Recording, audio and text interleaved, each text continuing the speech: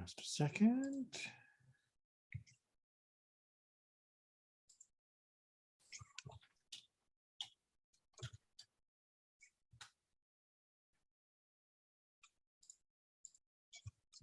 All right, I think we are at 7:01. Let's see if we can go ahead and begin our discussion. We are picking up where we left off from last week. Last week we were on Mishnah, chapter 4, Mishnah 2, and we introduced the idea of tikkun olam, the idea of a repair, a fix to the societal issue that was being enacted. And 4.3 is going to continue with that theme. We are going to also have some other Takanote, as the commentary puts it, other ways of fixing problems. 3 different topics, but they're all of similar style, so we'll see how it works. A widow is paid back, meaning her ketubah amount, from the property of orphans only by taking an oath. When the court refrained from imposing an oath on her, Rabban Gamliel the elder established that she could take any vow which the orphans wanted and collect her ketubah. All right, so there's a lot going on here from background that I need to make sure we unpack. First of all, we have the issue of a woman whose husband has died, and she does not inherit. Remember, she is not an heir to her husband under Jewish law. Instead, she will collect the amount stipulated in the ketubah as being her due. They want to ensure, however, that she has not already helped herself from the estate to begin the payback process, because if she has, then that would need to be deducted from the amount that will be given to her from the estate itself, the property of the orphans, as it is called. The technical way to ensure that that has not happened is to have her swear an oath. I solemnly swear, yada, yada, yada, that I didn't touch any of the property of the orphans. Thank you very much, ma'am. Here is the quantity that you deserve from your ketubah. However, the court, meaning the Beit Din in general, began to not want to impose that oath upon her. There's a discussion in the Talmud that the oath she might take willingly, thinking that she was being honest, but that might only be because she was sort of deceiving herself, thinking that the amount that she had already collected from the estate was just caretaker money, payment for her taking care of the orphans. Remember, they are her children, but the idea was, of course, that they were the heirs and she was thus not entitled to it unless it was part of the ketubah. So since it might be so easy for her to justify not mentioning what she had already benefited from the estate because she might think it was her due because of her job as caretaker, they stopped having the oath be administered because that would be tempting her into a false oath. Well, now we're at another problem.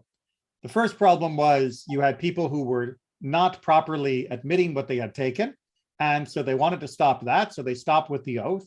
But now you have women being prevented from collecting her ketubah because she's not able to take an oath, because the court won't even hear her oath. So Rabban Gamliel steps in, and he establishes that rather than using an oath, we will use a vow. A neder is a different type of swearing. It looks very, very similar in the way we use the term in English, but basically a vow in Jewish law, a neder, means that you are making a proclamation that you will not, in this case, benefit from something if what you have said is untrue. And so the orphans could stipulate meat, right? Bread. I want her to take a vow that she will not eat bread if what she has said is untrue, and therefore we can then trust her. And with that, she was able to collect. Vows were also in that day considered to be more serious. People took them more seriously than oaths, and so they were more likely to be accurate and fulfilled on taking those vows.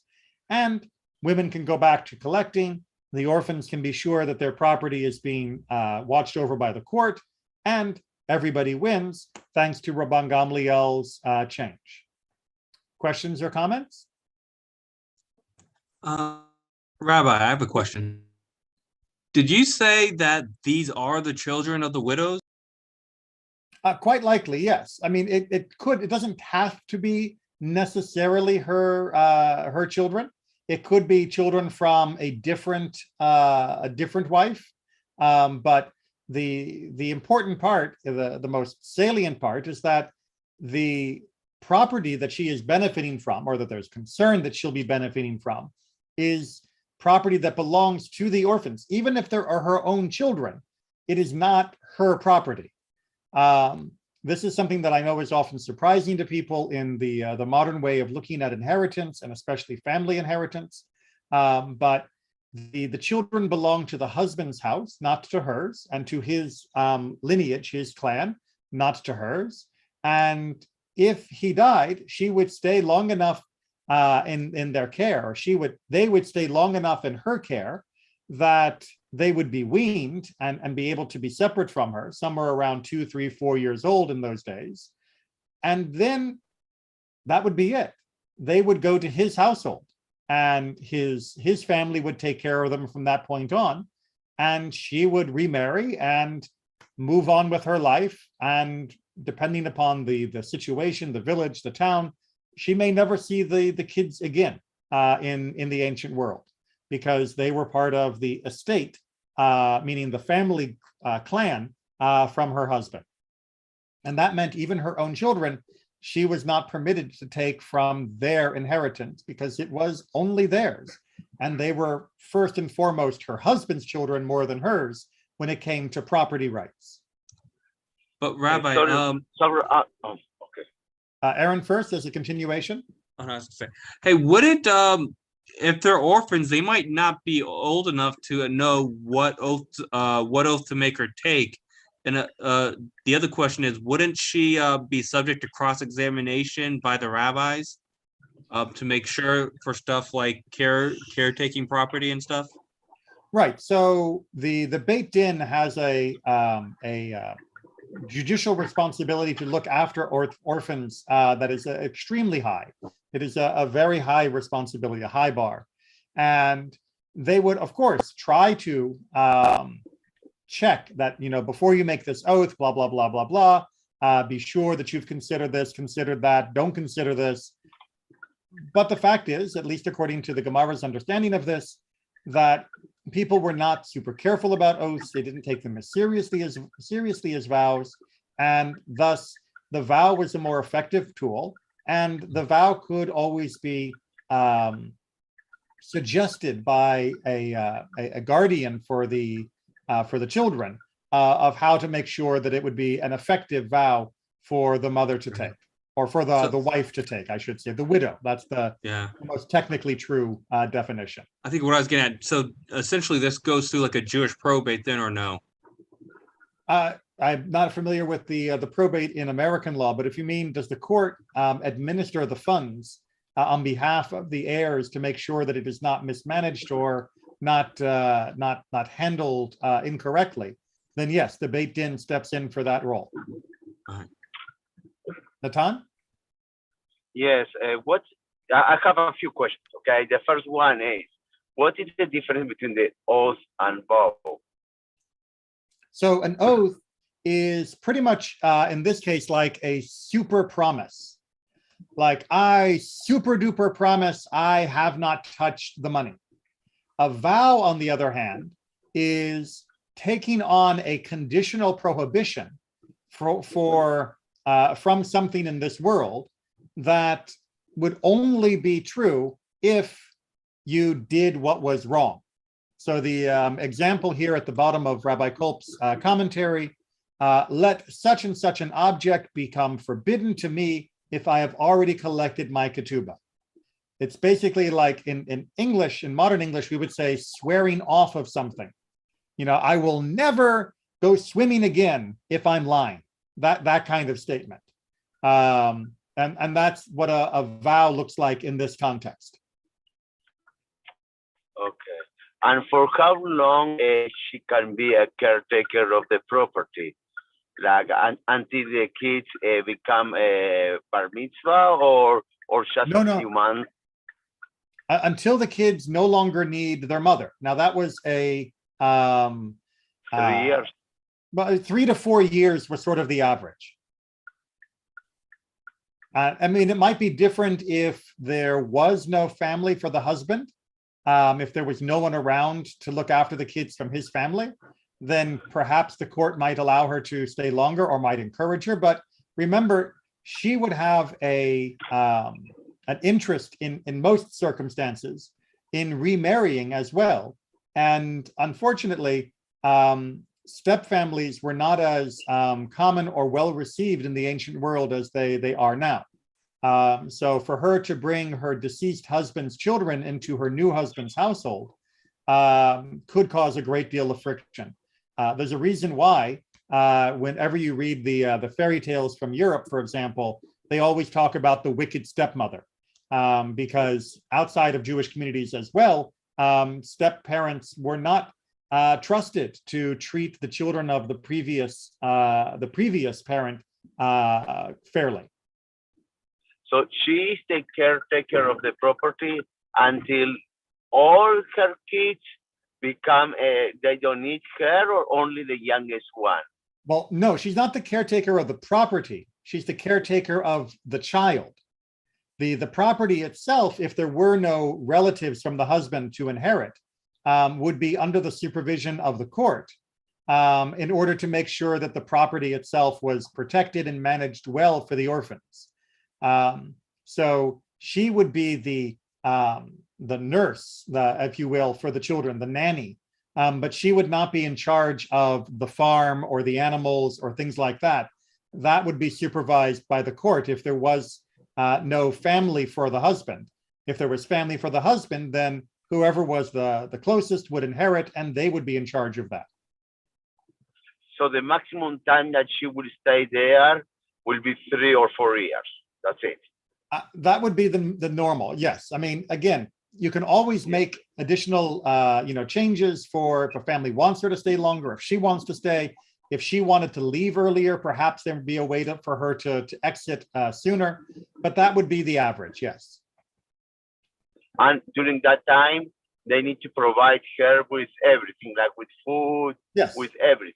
Yes. House, exactly. She has a place to member. live. She has the food to eat and is taken care of as she should be during that time period. And she needs to work also. And she still needs does to chores and everything. Right. She still needs to do the normal duties and chores. Yes. So it's a full member until then. Okay. Basically, yes. Yes.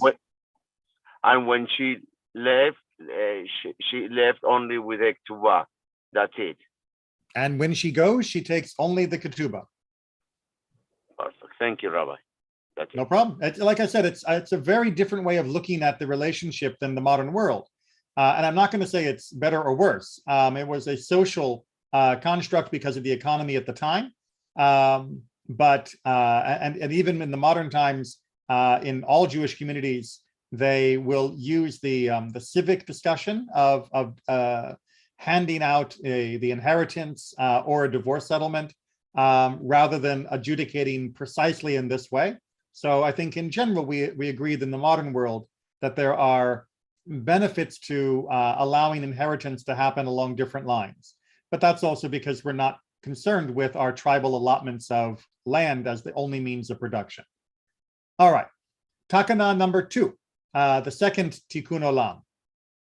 Witnesses signed their name on a get because of Tikkun Olam. Okay, so by Torah law itself, what we would call deoraita, you don't need witnesses to actually sign on the get. However, that can create a problem. Namely, the husband could come along and say, I never gave a get. Where's your proof I gave a get? It's a forgery. In order to prevent that, they actually have witnesses sign on it. And thus the signatures and the testimony about the signatures or from the signatories themselves, serves as both a deterrent from that kind of lie, and also as a backstop, just to make sure that it wasn't forged, that indeed those signatures can be confirmed with them or their family to make sure that it was valid. So that additional change, which we don't have an attribution for of who made that change, is very important for protecting everybody involved in the divorce proceeding. And then last, but certainly not least, it's one of the most famous of all Takanote. If you study Takanote at all, or in the beginning of a good Jewish halakha class, someone is going to bring up pruzbul. Hillel instituted the pruzbul because of Tikkun Olam. Now, you can see from Rabbi Kolp's long paragraph here from, 7 words, that there's a lot going on here. In fact, this is connected to last week's Torah portion of Bahar. In the Torah itself, it talks about the collection of debts, and more specifically, the remission of debts in the 7th year, in the sabbatical year, in Shemitah. During that time, somebody who has a debt will have the debt canceled if it has not yet been repaid. Now, that seems perfectly fine, except for a problem. And this is the problem that Hillel noticed, which was people stop lending. If there is no way for a person to recover a loan that has been made to someone, and the person will just run out the clock and allow the sabbatical year to wipe that slate clean, then no one will ever loan money ever again. Now remember, we're not talking about interest payments here because that's forbidden by Torah. We're talking about an assistance, money that was given to a person to help get them back on their feet, to escape poverty. And more than likely, the person giving the money doesn't have a lot of money themselves. That's why they're giving it as a loan rather than as a gift. And Hillel noticed that people stopped feeling that they could give a loan, that they were afraid to give a loan, which meant people who were trapped in poverty stayed in poverty longer. And that is a problem for society. So for Tikkun Olam, he adopted a system called pruzbul, which is generally thought to be based upon a Greek word for this type of legal instrument, where the loan would be transferred from the original creditor to the Beit Din. The Beit Din would then become the caretaker of the loan. And as the Torah itself says that you cannot collect the loan, that didn't prohibit the Beit Din from collecting the loan.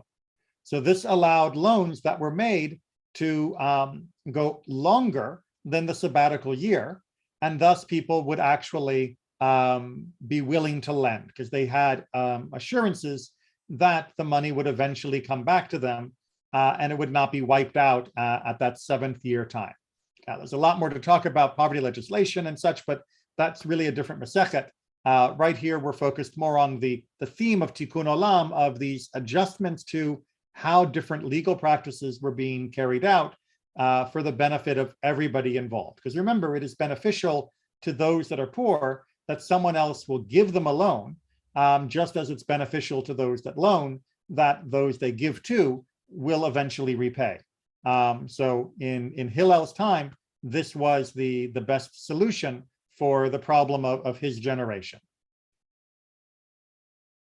Questions or comments on that? Again, I don't want to go into great depth about pruzbul because it's a huge topic and it's not the main focus of Gittin. All right. 4.4. A non-Jewish slave of a Jew was taken captive, then ransomed by a third party, meaning a Jewish third party. So the redemption of captives is a very complicated and important topic. And here we're seeing one of the most confusing edge cases. So here we have a slave that is not Jewish, but owned by a Jewish person. I talked about that in last week's Lunch and Learn class. And that slave is then captured by foreign soldiers. Someone else comes along who is Jewish and says, well, if a slave was taken from one of my Jewish brothers and sisters, then I should redeem them. I should ransom them back so they can be, well, what will their status be? That's the issue that's at hand. If he is ransomed to be a slave, he goes back to slavery. If he is ransomed as a free man, he does not go back to slavery. So this is the starting position, which is saying it all depends on what the Redeemer is intending. If the Redeemer is intending that they will redeem this person and continue their servitude, then that's what happens. If the Redeemer intends that they will be let free, then they go free, and their original status is immaterial. Now, there is a debate within the Talmud, and the general consensus is that this is a situation where the owner, the original owner of the slave, had already despaired of redeeming that slave. It's what's known as yeush. It's a technical term for when you've given up all hope of recovering a lost piece of property. In this case, the person. Again, more from my discussion last week about this difficult subject of slavery. So in that case, the person redeeming is essentially buying the slave or buying them and letting them go free.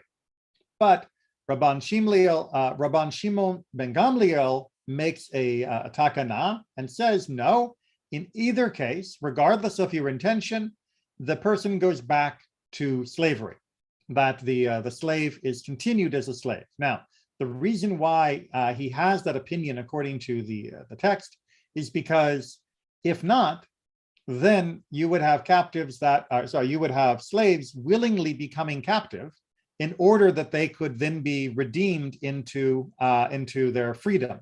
And Rabban Shimon ben Gamliel holds that that would be a problem, that they need to go back to their original owner to prevent that problem. Yes, Aaron. Rabbi, did you say Rabbi Gamliel was a Takan? Was it a takana? The general opinion is yes, that this is a continuation of one of his Takanote, that this is an edict rather than a interpretation of the halacha. That Takana, did that make it to the halacha, the Takana? Yes, he does carry the day in this position. And this is an interesting point where a lot of people who are familiar only with the modern concept of tikkun olam, meaning social justice for all, which obviously is not a big fan of slavery, or the medieval concept of tikkun olam as being a repair for the world from the flaws coming from creation or from transgressions. Neither of those usages fit this idea that this is a fix to the society as a way of preventing the slaves from running away. And that doesn't really sound like social justice, and it really doesn't sound like fixing the Kabbalistic world either. That's trying to fix a societal ill, in this case, the problem that would come with slaves trying to run away from their Jewish owners repeatedly. That doesn't mean we have to like it. And again, I'll refer you back to my my previous class just last week on the enslavement of non-Jews and what it looked like in the ancient world, and why we don't do it obviously now and have not done so for a very, very long time. But that is what's happening in his thoughts on this point. Yes, Aaron. And on a side note, this is the same Gamliel that owned a slave named Toby? Well, now you're doing my who's who test. So I have to admit that between Rabban Shimon ben Gamliel and Rabban Gamliel Hazaken and some of the other people named Gamliel, I cannot remember exactly who was the owner of Toby. So that's one of those stump the rabbi trivia questions that there are too many guys that sound like Gamliel for me to be able to answer that authoritatively. And I don't like to answer authoritatively unless I am confident in my answer. So that's a great question for Wikipedia after class. All right. And we continue with this concept of how does a slave figure into these issues. If a man makes his slave a pledge for a debt, meaning a collateral for a debt, or and others read this as being the actual repayment, meaning you will take the slave and he will work for you until my debt is paid off. If he makes the slave a pledge to another man and then emancipates him, meaning I've given you my slave and he is working for you to pay off my debt, and then I set him free while he's in your service, well, according to the letter of the law, the slave is not liable, excuse my tongue, to do anything, right? The slave has been set free, so it's not his fault that the current person using his services has just been deprived of his services. So what's wrong? Well, because of Tikkun Olam, we force his second master to emancipate him, and the slave writes a document for his purchase price. So the answer that's given in our first round is the slave does go free, and the second person, the person using his services as a payment for the debt, who does therefore have a stake in the slave, that person has to set him free, but the slave, because he is benefiting by the emancipation, has to write a receipt saying that he will pay him back the amount that was required to set him free. And that puts the slave in debt, if you will, to the second user at that time. And that was to avoid somebody abusing the system in that way. However, Rabban Shimon ben Gamliel says that the slave does not write the document, but rather the one who emancipates him, meaning the first owner has to write the document of the debt rather than the slave. The slave does not go on the hook for the purchase price. The first owner does, because it is he that emancipated him, thus depriving the creditor of the services that had been promised. So Rabban Shimon ben Gamliel again cleans up this very difficult situation by making sure that the ultimate resolution will be between a person who had the original debt and that was then using the slave as a payment, and the person who was the original creditor who was benefiting from the slave as payment, that the slave doesn't have anything to do with it. Instead, if anything happens that emancipates him, it will be between the two of them, that the two original people, not the slave, the two original will have to sort that out. And the slave goes free because he was emancipated. Questions or comments? Who wins this one? Rabban Shimon ben Gamliel does again. And is that the ruling of Takanote? This is a takana, because it is a ruling, a takana beyond the first takana. The first takana was to make him go free and have the slave write the letter. The second ruling from Rabban Shimon ben Gamliel was to set the slave free and have the debt be transferred back to the original owner. Rabbi, sorry, last question. Just out of curiosity, how come in these Mishnahs they don't label them a takana like they did previously? It's part of just the editing cluster, that they are all of a similar theme. That's why you'll notice that we are pretty far afield from the topic of divorce, which is the official Masechet. But as part of the editing process, once we began the concept of these Takanote and these Tikkunei HaOlam, these repairs for the world, they just clustered them together, but they didn't always label them officially. It just wasn't how they were handed down in that oral chain.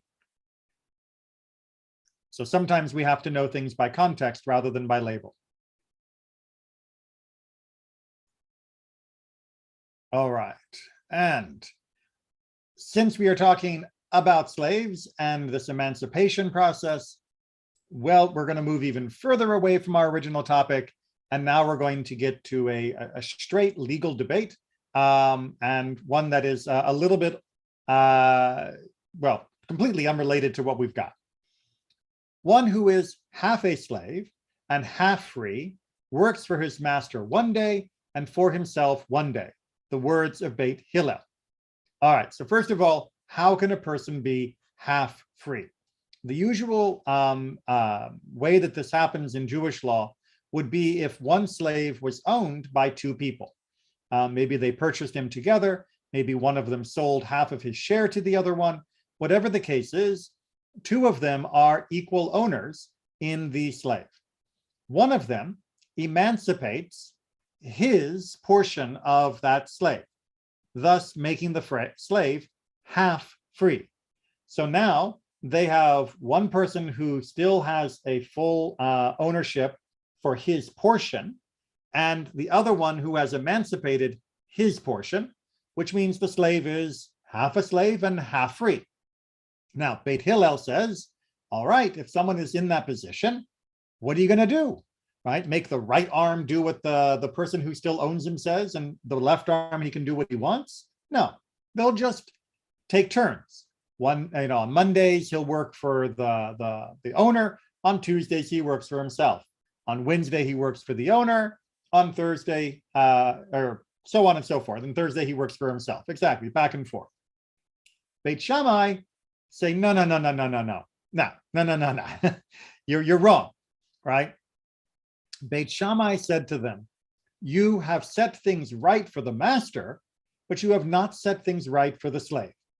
And this is one of those places where I can point out to people that even though people say that Beit Shammai is usually more stringent than Beit Hillel, and usually that has a connotation of some kind of harshness or very conservative, small c conservative. Here we see them caring about the status of the slave more than Beit Hillel was in their position. Not that Beit Hillel was trying to be mean, but they seemingly missed a very important implication. He, meaning that slave, cannot marry a female slave because he is already half free. The free part of him is not allowed to marry a slave. And he cannot marry a free woman because he is half a slave. The slave part of him is not legally let to marry a free woman. So shall he then decease from having children? But wasn't the world only made to be populated? As it says, he did not create it as a waste, he formed it to be inhabited, from Isaiah 45. And waste here, going back to tohu, the idea of the void of that was at the beginning of the story of creation. So Beit Shammai is pointing out, look, if you leave the guy half a slave, sure, he can work for the master and work for himself, but he can't have a life. He can't actually live and have a family, which is one of the most important parts that a free person can have. Even slaves, in the biblical sense, can have families. So you have really messed things up by saying Monday, Wednesday, Friday, and so on for himself. Instead, rather because of Tikkun Olam, we compel his master to emancipate him, and he writes a document for half his purchase price. Beit Shammai finishes off by saying, no, what we do is if one master frees his portion, then the other master has to free his portion as well, but he is owed the debt for that emancipation. And so now the man is fully free and on the hook for half of his worth to pay back to that second owner in exchange for his freedom. But that is something he pays back while free, rather than something he waits to pay off before he can be free. He is set free first. And so that allows the slave to begin to move on into a free life and to have a family and do everything else and pay off his debt incrementally as he goes to the person, the last owner of his portion. The Talmud even brings down that if there were 100 people who all were co-owners in a slave, if one of them emancipates him, then all the other 99 have to free him as well. That there's no way to have a proportion in this case. And that ruling, again, is a Tikkun Olam ruling from Beit Shammai. And Beit Hillel retracted their opinion and ruled like Beit Shammai. So Beit Hillel says, you know what, you're absolutely right, and we too will institute that tikkun olam. We also will institute that in a similar circumstance, the second master, the remaining owner, will have to liberate that person, and they will be compensated by the IOU document that will be paid off over time. It's a great reminder that there is nothing wrong with retracting your opinion if someone has a more compelling argument to make on a particular topic. That is a very, very Jewish thing to back down when you realize the other person has made a good point. Because at the end of the day, we're all supposed to come out better from an argument and discussion, not merely bruised and battered. Any questions before we move on to Mishnah 6?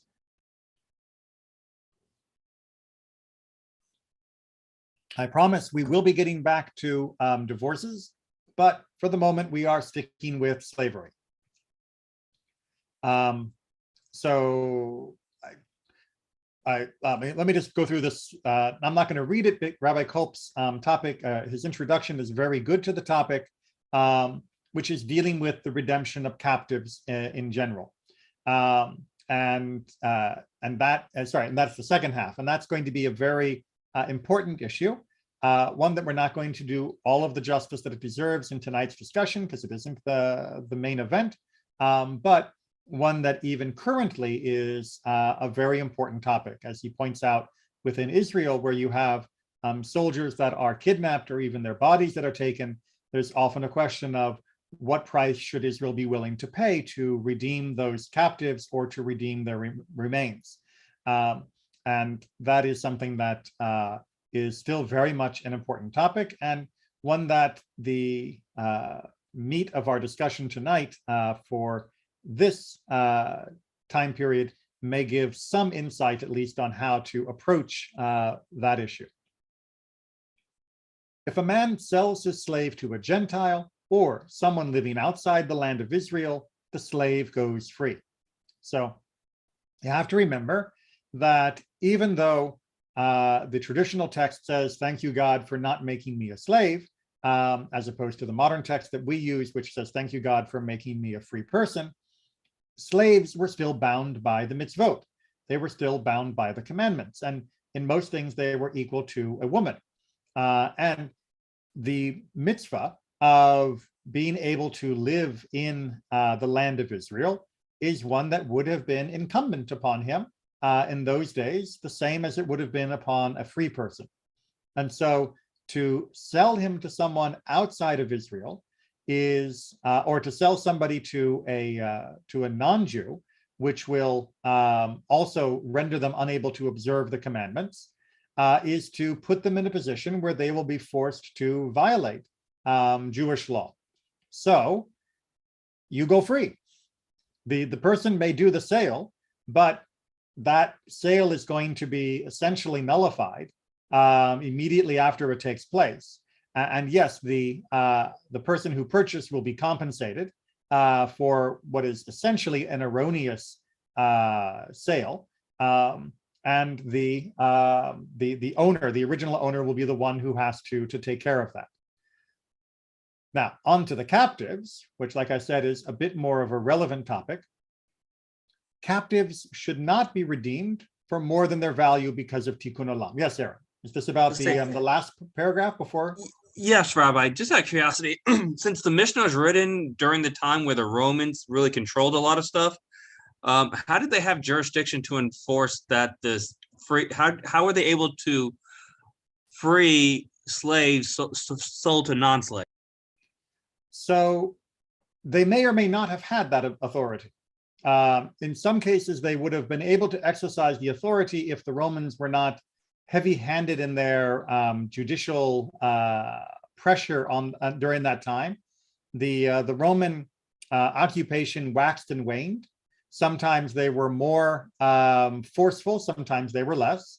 Of course, we also know that the Mishnah reflects an older strata of Jewish law that predates the Roman occupation and the Roman judicial replacement. So it could also just be referring to an older time. But you're right. During much of the Roman period, and during the time when the Mishnah in particular was being edited and finalized, it would have been hard for the Jewish population to impose their will upon a non-Jewish participant in a sale. There are soft levers that can sometimes be wielded. So you could tell somebody, look, Mr. Cohen made a mistake when he sold you that slave because you're not Jewish. Here, this is the way we're going to settle this. And if the person says no, they could say, fine, then no one in town will do business with you again. Right? No one's going to sell you anything anymore. No one will do business. So even in times where we didn't have the ability for the bailiffs to go around and seize property and enforce fines and things like that, there were other soft power levers that could be used to try to get the right result. All right, so one more time for the captives, because this is I want to make sure we're on the same page. Captives should not be redeemed for more than their value because of tikkun olam. Now, this is an incredibly harsh idea. Somebody has kidnapped your wife. Somebody has kidnapped your uncle. Somebody has kidnapped the rabbi of the town, and they are ransoming them. They are saying, we'll give them back if you give us 100, 200, 1,000, whatever it might be. But technically, on the marketplace, in the trading of people, which was commonplace throughout the Jewish world, meaning the Mediterranean that the Jews lived in at the time, 100, 200, 1,000 is not a fair price. That's not what a normal person that was not Jewish or not related would pay to redeem that person. So don't pay it. If they're only worth 50 on the slave market, you pay the kidnapper the 50 that they would get at any other slave market and get them back. But if they're asking for more than that, then you tell them no thanks, no sale.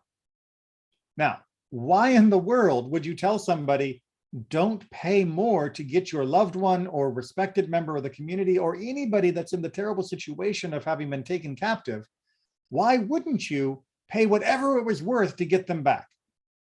Well, Tikkun Olam is very, very upset with the thought that if you pay the 1,000 to get that loved one back, then those captors, the pirates, the raiders, the bandits, are just going to kidnap more people because they have now found the goose that lays the golden eggs, right? As long as you steal a Jew, you will be able to get 10 times their value. That's what you would expect at the slave market. And that means Jews are the best targets for being taken for captives. And the rabbis are trying to say, we don't want that. We do not want to set up a system where we overpay, which will only encourage the taking of more prisoners.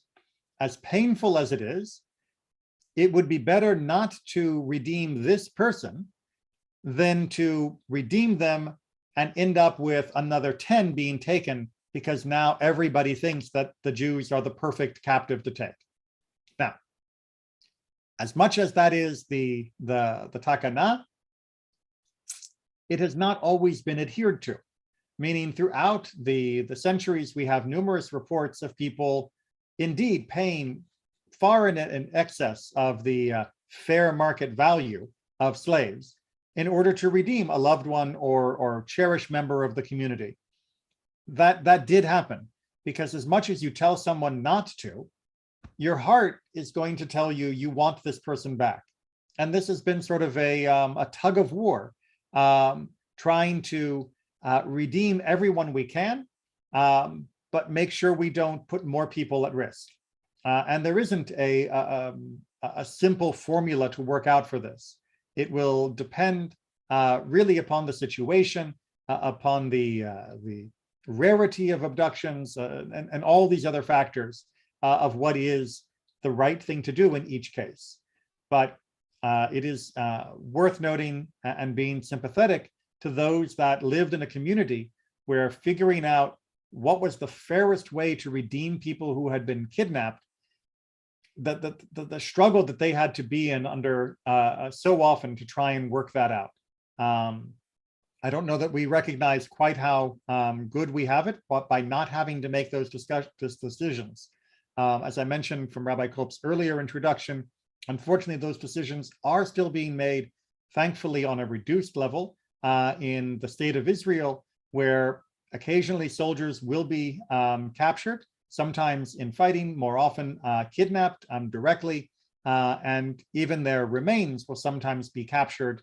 And Israel will then have to work out what kind of prisoner exchange or what kind of other concession they will make to return that soldier or human remains. And again, it is, I don't think it's possible for someone outside the situation to fully grasp the emotional pain that they must go through in trying to figure out the moral response in that situation, the response that will return as many as possible, but also prevent any further abductions. On the topic of captives, captives should not be helped to escape because of Tikkun Olam. Rabban Shimon ben Gamliel says that the reason is to prevent the ill treatment of fellow captives. All right, so there are two opinions here.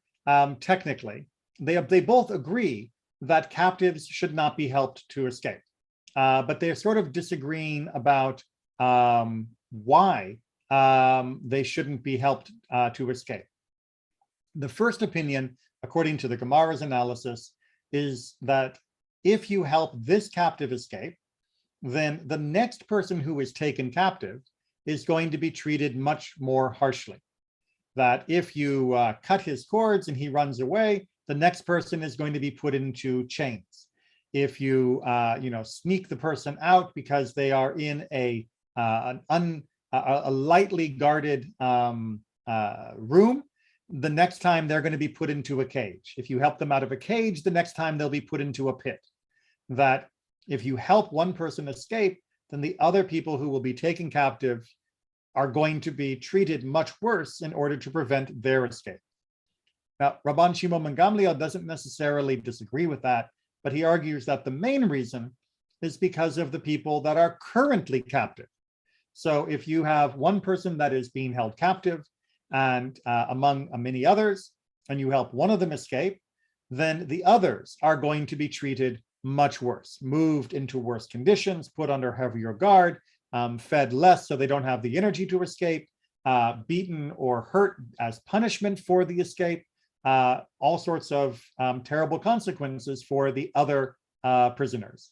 But in both cases, the result is that we don't help people escape because of this. Now, again, I cannot imagine how painful it would be to be in a position to help somebody escape and to resist the urge because of the implications for either the other captives or for future captives.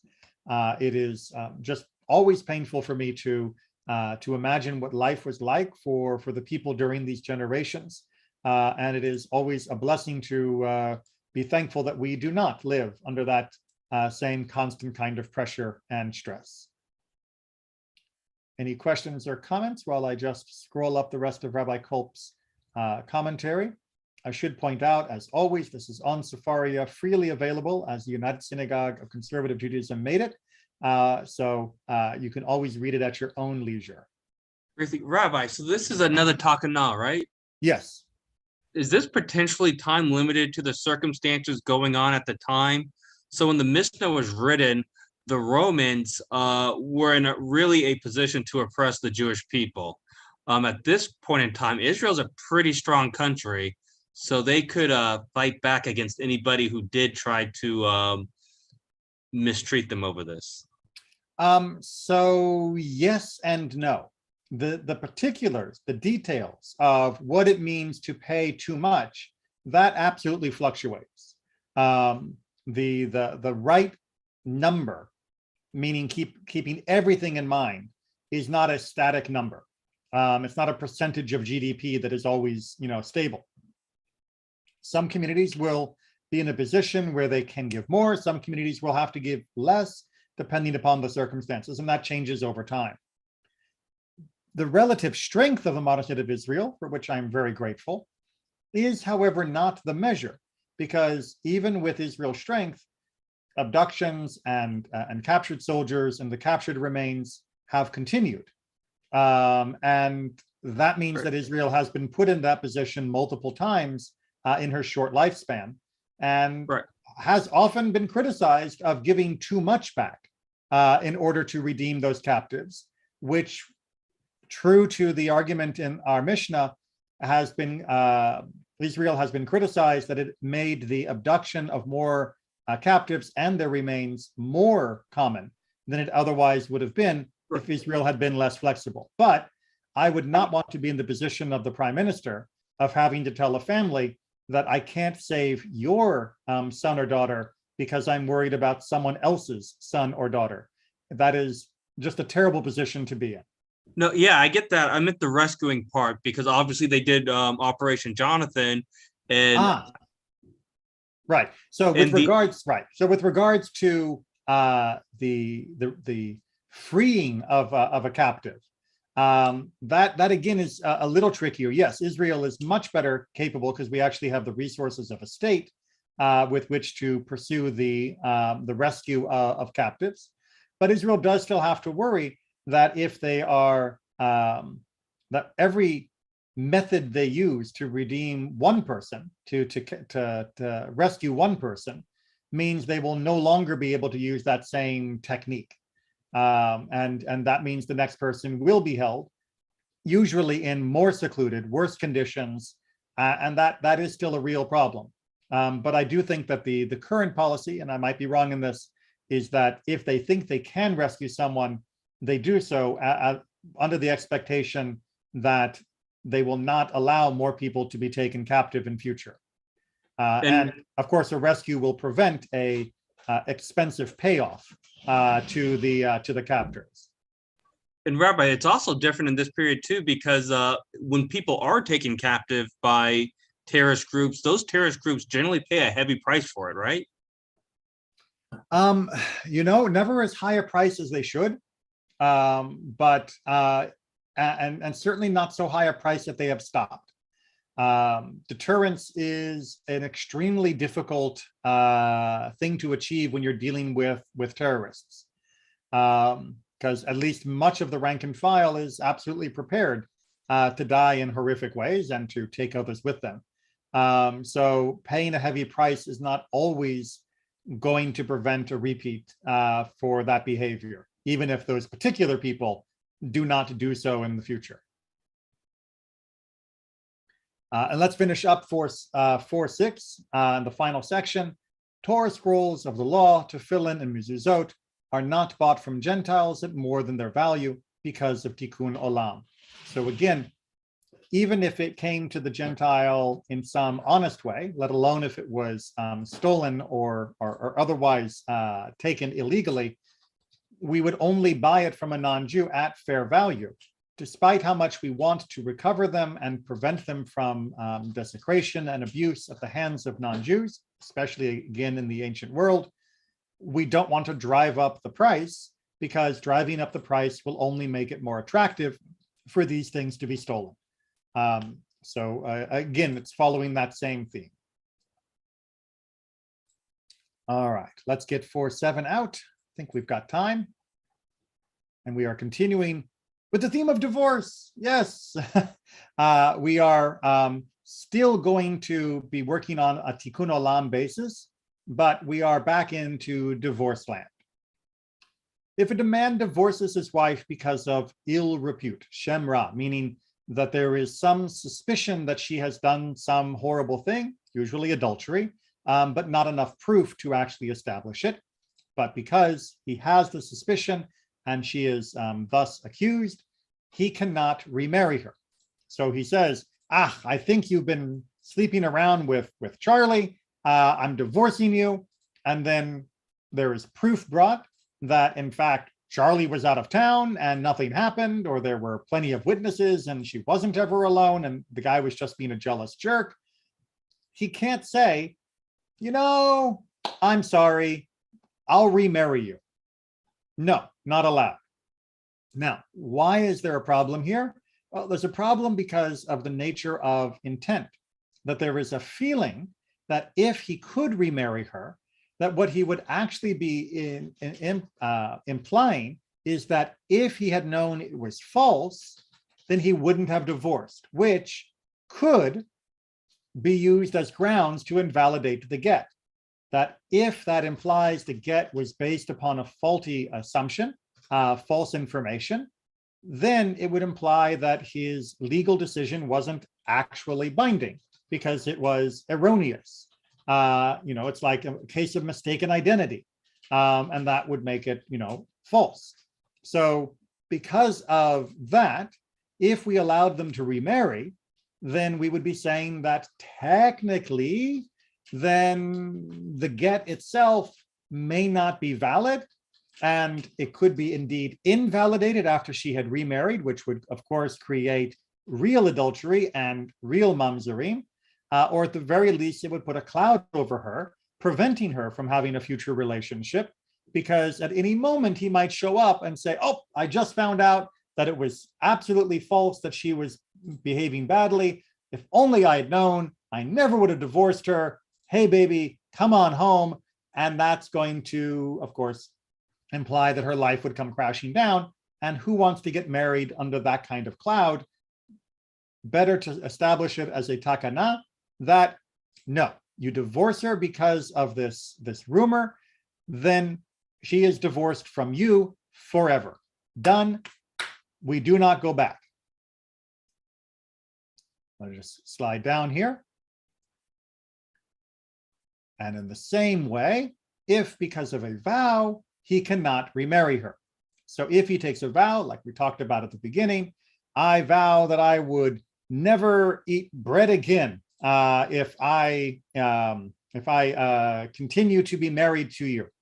Right? Well, obviously he's going to need to eat bread for most of human history.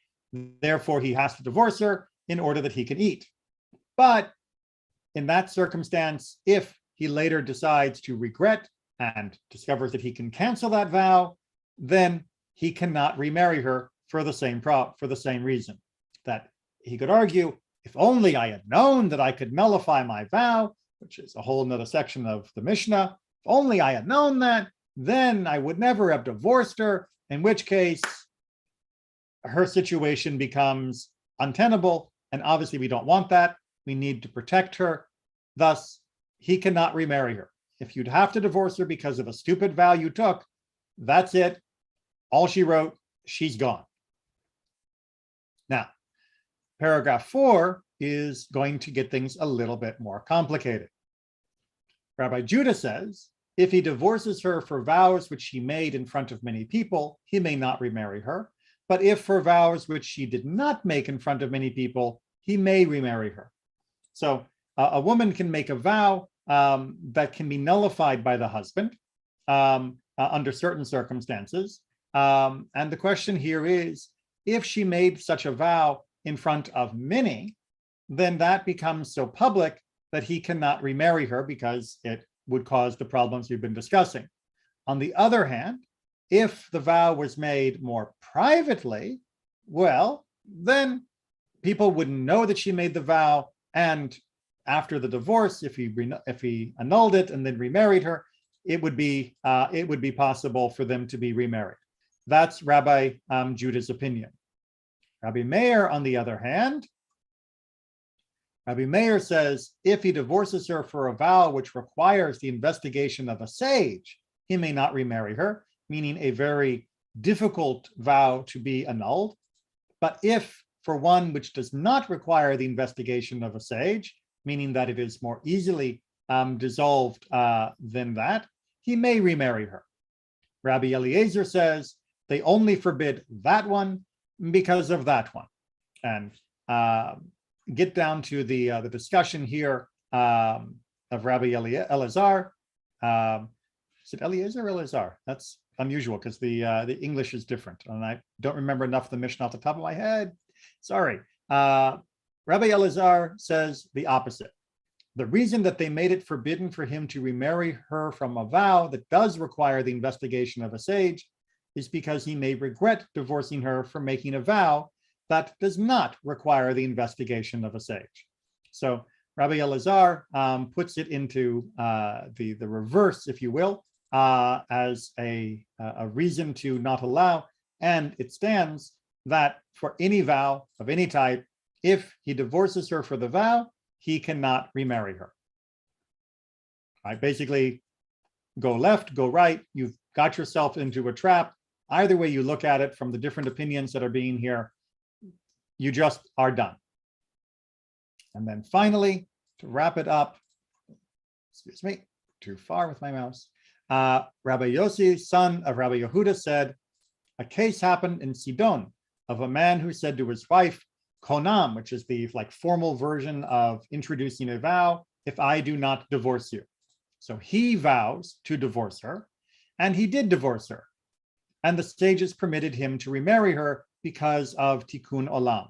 So in this particular case, what they are saying is that it's not about her vow that is going to be the issue, but instead it is about his vow.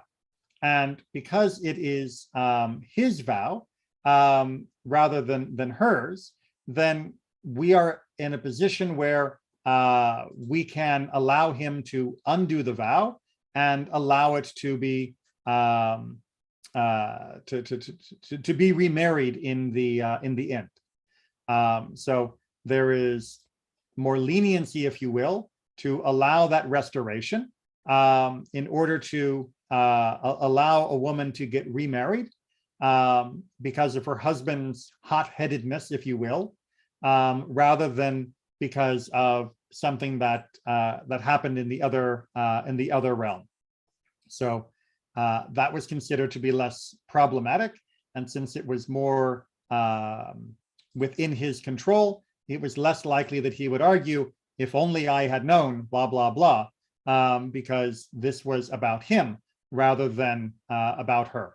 And about him, well, about him, he knows. And that brings 4.7 to a conclusion. And we will leave 4.8 for next time, as we are already past 8 o'clock. All right. Take care, Thanks, everyone. Rabbi. I will see you next week. Rabbi, can I ask one more thing? Sure. This is off topic, so Go ahead. If it's a long one, I may have to take a rain check, but fire away. yeah. I finished rationalism versus mysticism. Mm-hmm. Do they have any one on those two topics that have more acceptable forms of mysticism versus rationalism? What do you mean, do they? Are there any books out there that have rationalism versus mysticism with more acceptable forms of mysticism? Because some of those mysticism concepts were kind of far out there. Well, I mean, and that's what Rabbi Slifkin is trying to point out, is that the varieties of mysticism that exist now have gotten far out there. But if you read, things that are from 500, 600, 700 years ago, if you read the Zohar, if you read the Lurianic Kabbalah, while it may be harder and certainly is going to be more technical and require a lot more grounding, you will not find as much that is as problematic as many of the modern so-called mystics. Really the underlying theme behind a lot of Rabbi Slifkin's work is that people who are claiming the mantle of modern mysticism have severely distorted the traditional mystical ideas, let alone traditional rationalist ideas.